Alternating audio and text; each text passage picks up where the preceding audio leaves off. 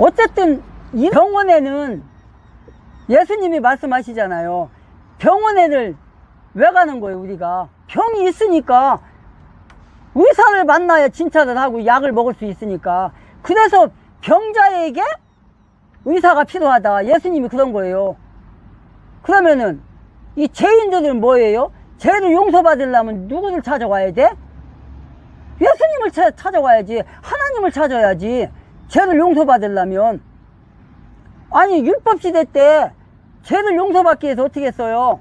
제사장한테 갔잖아요. 제사장한테 염소 끌고 가고 양 끌고 가고 비둘기 갖고 가고 그랬잖아요. 그러니까 거기서 비둘기 잡아서 그 가난한 사람 비둘기 잡아서 회개하고 거기서 불 태우고 하나님 앞에 드렸고 회개했고, 양 잘 사는 사람이 양을 잡았고 염소 잡았고 그랬잖아요.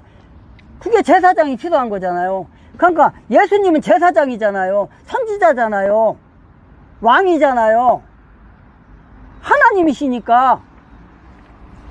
그러니까 오신 목적은 뭐예요? 죄인을 구원하러 온 거잖아요. 죄인을 구원하러. 그러니까 죄인을 구원하려면 어떻게 돼야 돼요? 세리들도 만나야 돼. 세리들하고 밥도 먹어야 돼. 죄인들을 만나야 돼. 죄인들과 밥도 먹어야 돼. 그리고 거기서 회개를 받고 용서하고 죄에서 구원을 할 거 아니에요. 아니 환자가 의사를 만나는 것처럼 예수님이 그 목적이니까, 이 세상에 온 목적이니까. 그러니까 예수님이 이 말을 한 거예요. 12절에서 예수님께서 그것을 들으시고 이르시되 그들에게 이르시되 온전한 자들에게는 의사가 필요 없다. 병이 안 든 자에게는 의사가 필요 없다. 죄인들에게는 필요 있다. 병든 자에게라야 의사가 필요하다. 지금 그랬잖아요. 12절에서.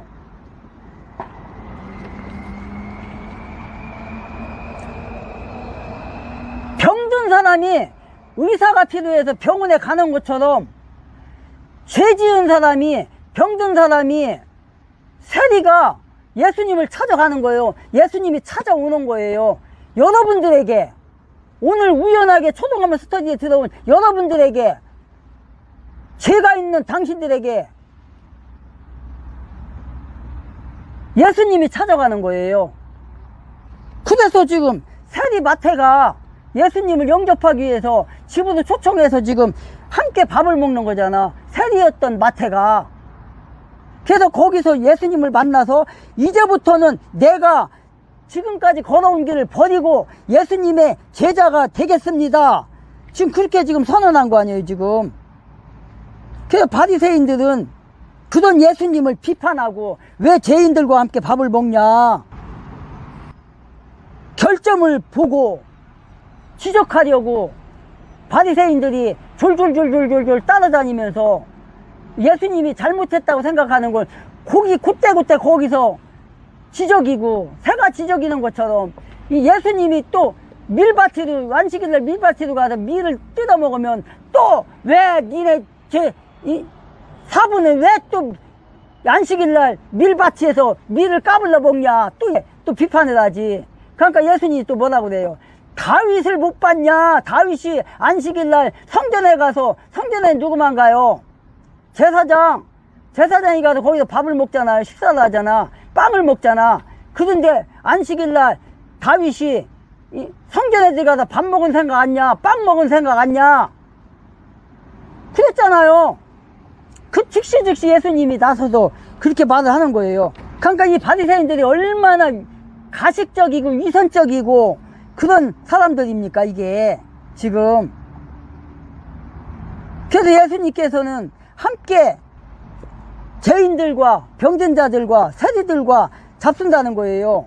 그래서 예수가 종교적, 사회적으로 버림받은 거렁배들과 패거리들과 함께 어울린다고 비판을 했던 그 바리새인들에게 지금 책망을 하는 거예요, 지금.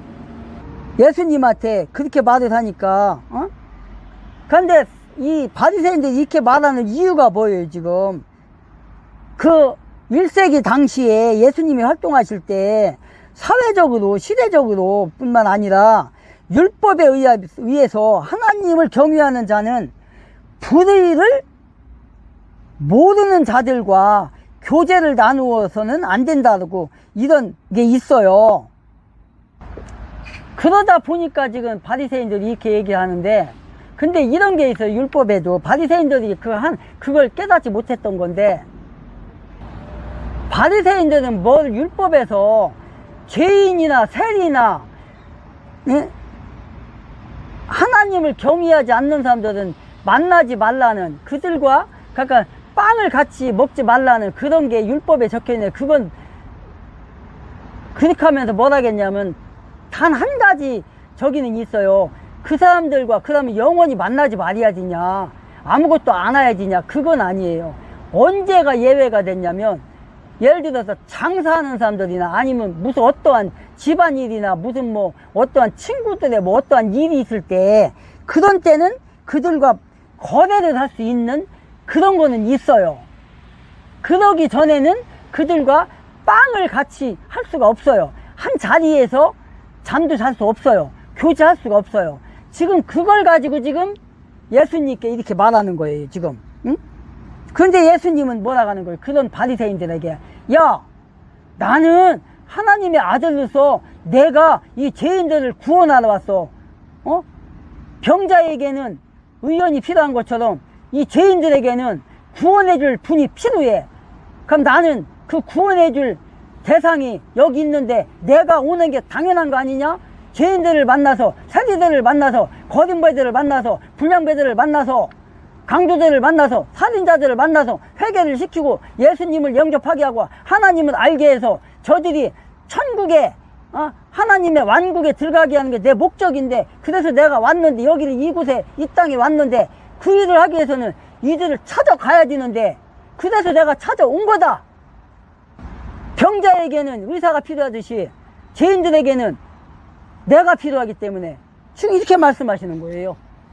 바리새인들은요, 율법학자로서 성경에 능통하다고 자처는 했지만 하나님에 대한 참 종교의 핵심 내용인 하나님과 그의 이웃 사랑에 대한 사랑은 깨닫지 못했다는 거예요. 게을리했다는 거예요. 뭐예요, 이 말은? 외식적인 의식과 형식에만 매달렸다는 그런 거예요. 매달렸다는 사실입니다. 이게 바로. 그래서 예수님이 그렇게 할 때 그것을 고깝게 생각한 거예요. 그래서 이들은 모양만 종교적인 그런 임무를 행했을 뿐이지, 정말 그 마음속에 하나님에 대한 사랑, 하나님이 그 죄인들을 사랑했다는, 그래서 하나님의 그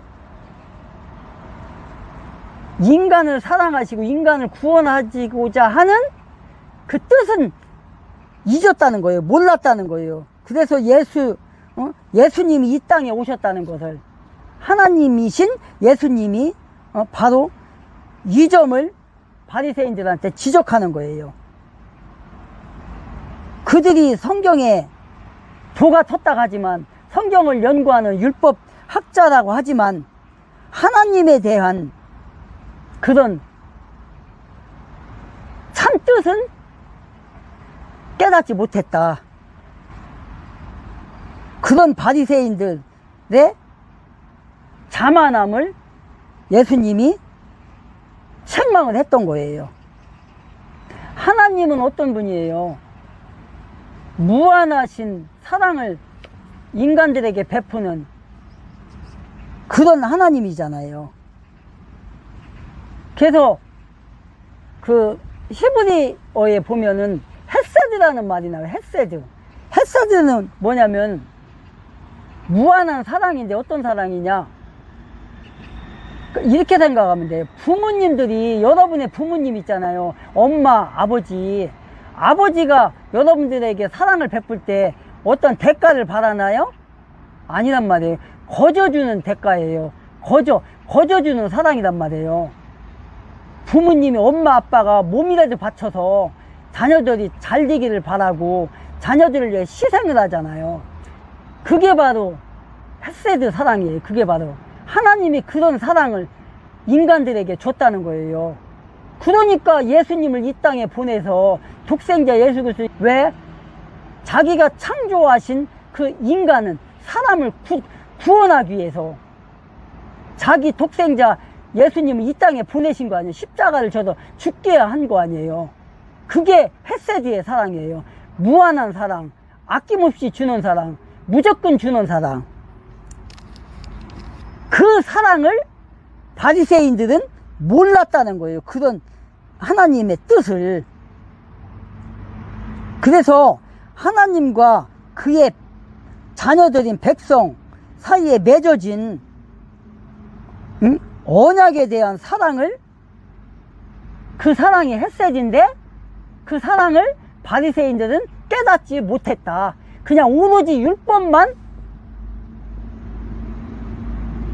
그냥 옮겨 적고 율법만 연구하고 그런 사람들에 불과했다. 그러니까 하나님의 종교는 하나님의 사랑과 긍휼을 실천하는 게 바로 뭐예요? 기독교라는 거예요.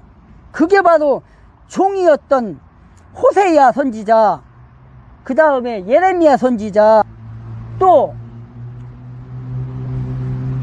누구예요? 엘리사 선지자, 이런 분들이었잖아요. 그런 걸 말했던 게, 형식적인 의식에서만 치중했던 이 바리새인들, 제사장들, 율법학자들, 사두개인들, 이런 사람들은 하나님의 자비하심과 사랑과 긍휼을 망각한 채 오로지 율법만을 들먹거렸고, 그래서 예수 믿는 사람들을 핍박을 했고, 예수님이 찾아가서 함께 밥을 먹고, 여기서 밥 먹었다는 거는 우리나라 말이에요.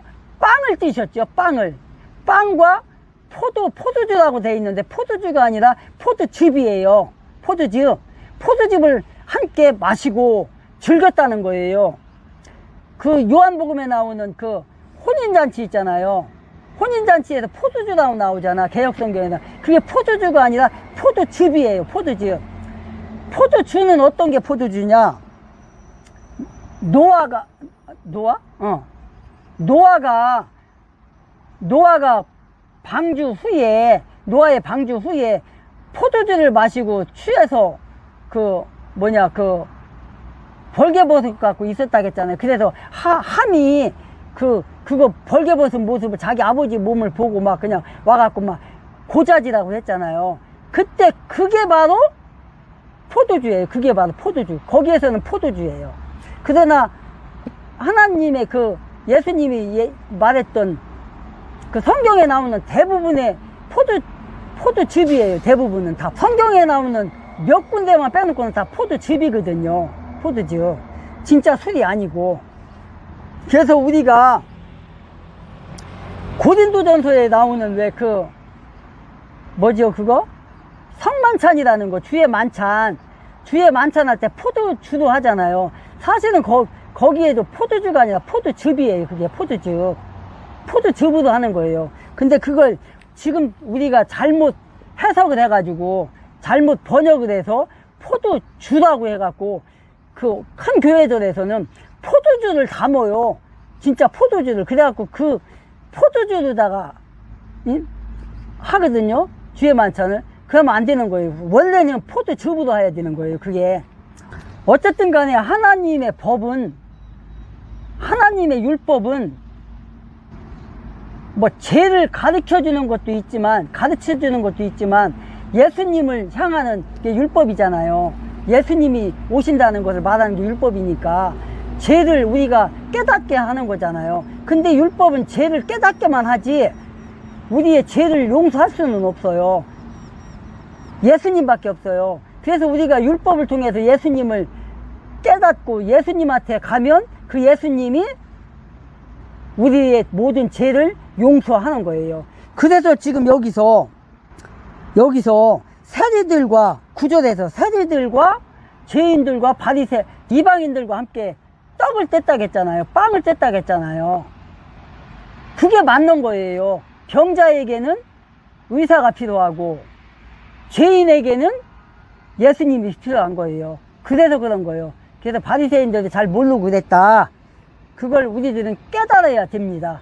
그래서 우리는 성경을 읽어도 정말 똑바로 읽어야 되고, 정말 성경에서 예수님이 하신 말씀, 사도 바울이 전해주는 말, 사도 베드로가 전해주는 말, 12제자가 전해주는 말들을 우리가 되새겨가면서 그 참뜻, 율법에 대한 참뜻, 성경 말씀에 대한 참뜻을 깨닫고 그렇게 행할 수 있는 저와 여러분들이 되시기를 주 예수의 이름으로 축복합니다. 오늘은 마태복음 94절부터 38절까지 하겠습니다.